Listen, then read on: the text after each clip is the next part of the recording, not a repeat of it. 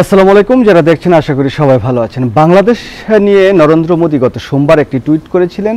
টুইটে তিনি বলেছিলেন যে মার্কিন যুক্তরাষ্ট্রের প্রেসিডেন্ট জো বাইডেনের সাথে তিনি বাংলাদেশ প্রসঙ্গে কথা বলেছেন।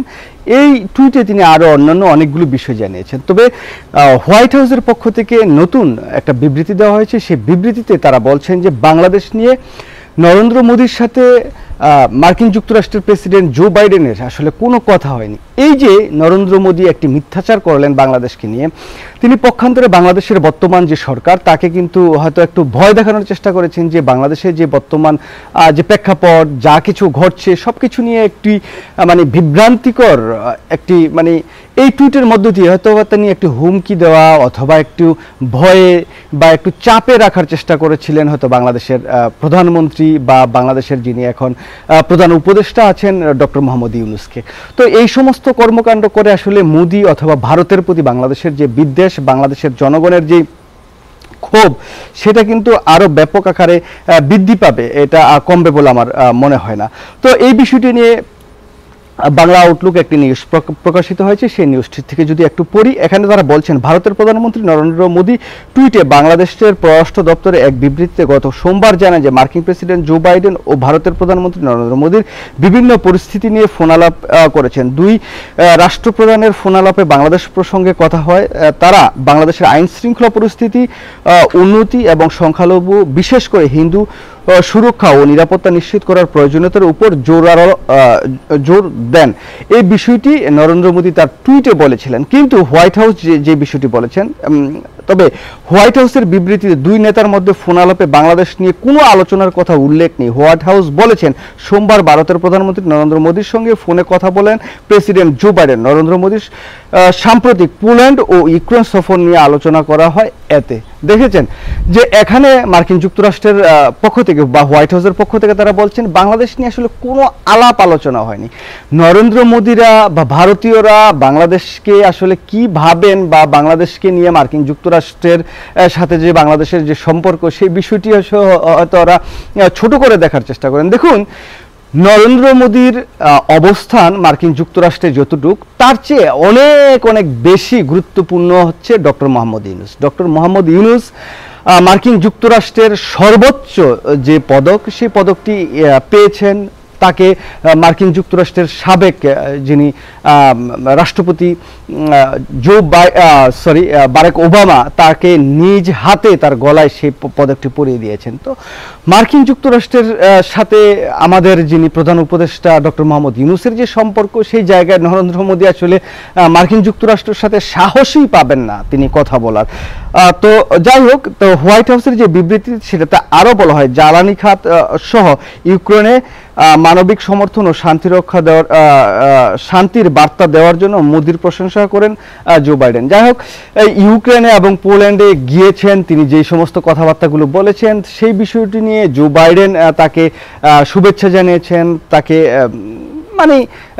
যেটা বলার আর কি, যেহেতু ইউক্রেন, পোল্যান্ড এগুলো মার্কিন যুক্তরাষ্ট্রের বলয়ের একটি রাষ্ট্র, তো সেই জায়গায় তিনি সফর করেছেন, সেই জায়গায় তিনি হয়তো সাহায্য সহযোগিতা দিবেন, সেই বিষয়ে তাকে শুভেচ্ছা জানিয়েছেন। তো মার্কিন যুক্তরাষ্ট্রের সাথে বাংলাদেশ নিয়ে কথা বলা, এই যে একটি টুইট করেছে, নিজেই যে মিথ্যাচারটা করলেন, আর হোয়াইট হাউস এখন যেটা বললো, সেই জায়গায় আসলে মোদীর লজ্জা হওয়া উচিত বা ভারতীয়দের লজ্জা হওয়া উচিত যে তারা বারবার বাংলাদেশকে নিয়ে মিথ্যাচার করছেন, আর বাংলাদেশ তাদের সেই মিথ্যাচারগুলো ধরে ফেলছেন, বা মার্কিন যুক্তরাষ্ট্র থেকে শুরু করে ইউরোপীয় ইউনিয়ন সব জায়গায় এখন ভারতের এই যে বাংলাদেশ নিয়ে মিথ্যাচার, এগুলো আর কেউ খাচ্ছে না। দেখুন, এই যে সংখ্যালঘু অথবা হিন্দুদের উপর হামলা, এই বিষয়টি নিয়ে ভারত ব্যাপক চেষ্টা করেছেন, কিন্তু কোনো চেষ্টাই তারা সফল হয়নি। এখন মার্কিন যুক্তরাষ্ট্রের প্রেসিডেন্ট জো বাইডেনের সাথে আমি কথা বলেছি বাংলাদেশ নিয়ে, আমি বিভিন্ন কথা বলে হিন্দুদের উপর, সংখ্যালঘুদের উপর যে বিভিন্ন আক্রমণ হচ্ছে, এই সমস্ত বিষয়ে আমি তাদেরকে বলেছি, এই সমস্ত বাবা তোমার এসব বলতে হবে না। মার্কিন যুক্তরাষ্ট্রের যদি কারো প্রয়োজন হয়, তাদের যদি কথা বলতে মন চায়, তারা সরাসরি বাংলাদেশের যিনি এখন প্রধান উপদেষ্টা আছেন ডক্টর মোহাম্মদ ইউনূসকে তারা ফোন দিয়ে বলবেন। সেটা হিলারি ক্লিন্টন ফোন দিতে পারেন, সেটা কামালা হ্যারিস ফোন দিতে পারেন, সেটা জো বাইডেন ফোন দিতে পারেন, ডোনাল্ড লু ফোন দিতে পারেন, অথবা অ্যান্থনি ব্লিংকেন যিনি পররাষ্ট্রমন্ত্রী আছেন তিনি ফোন দিতে পারেন। সুতরাং তোমরা এইসব করে আসলে কোনো লাভ নেই, এসব মিথ্যাচার বাদ দাও। তোমরা এখন ইতিমধ্যেই এশিয়ার ভিতরে আমাদের যে সাবকন্টিনেন্টাল আছে এর মাঝে কিন্তু তোমরা একটা চাপে আছো, তোমরা একটা সংখ্যালঘু রাষ্ট্র হয়ে গেছো, তোমাদের আসলে বন্ধু কোনো রাষ্ট্র নাই, তোমাদের নীতি তোমাদের যে কর্মকাণ্ড এগুলো কেউ পছন্দ করে না। তো সব মিলিয়ে তোমরা বাবা আর মিথ্যাচার করো না। এত মিথ্যাচার করে তোমরা এই যে একটা মালু রাষ্ট্র তোমরা যে আকাম কুকাম করছো করে তোমরা চারিদিকে ধরা খাচ্ছ। এখন মার্কিন যুক্তরাষ্ট্র তোমার এই টুইটার বিপক্ষে তারা বিবৃতি দিয়ে বলে যে না, জো বাইডেনের সাথে তোমার এই কথা হয়নি।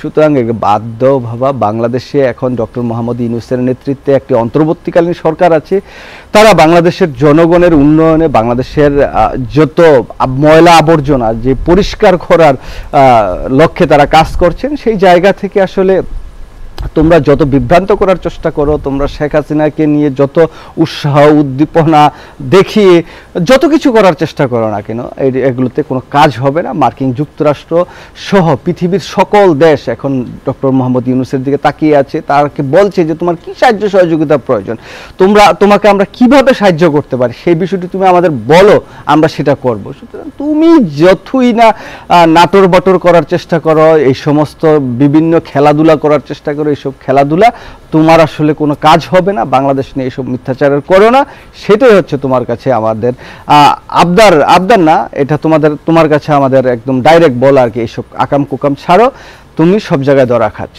যাই হোক সুপ্রিয় দর্শক শ্রোতা, এই যে ভারত যেসব করতে চায় এসব আসলে করে বাংলাদেশকে নিয়ে আর কোনো লাভ হবে না, কারণ এখন রাষ্ট্র ক্ষমতা আছে ডক্টর মোহাম্মদ ইউনূস, যার সাথে আন্তর্জাতিক যত বড় বড় মানুষ আছেন যারা পৃথিবীকে এখন নেতৃত্ব দিচ্ছেন তারা সরাসরি যোগাযোগ করতে পারে। সুতরাং নরেন্দ্র মোদী কার সাথে কথা বললো, কাকে ফোন দিল না দিল, সেই সমস্ত বিষয়ে আসলে আমাদের কেয়ার করার কোনো অবকাশও নেই। যাই হোক সবাই ভালো থাকবেন, সুস্থ থাকবেন, নিরাপদে থাকবেন। দেখা হবে নতুন কোনো ভিডিও নিয়ে, সেই পর্যন্ত এখনকার মতো বিদায় নিচ্ছি। আল্লাহ হাফেজ, আসসালামু আলাইকুম।